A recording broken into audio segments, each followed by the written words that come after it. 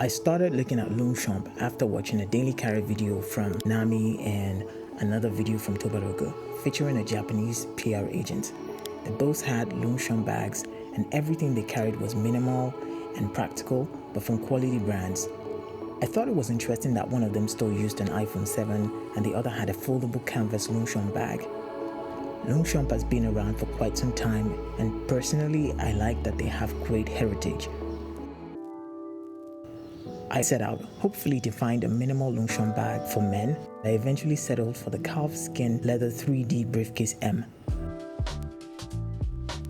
I like the way the leather is black but somehow looks like it's coffee brown, and I like the dark silver tone accessories.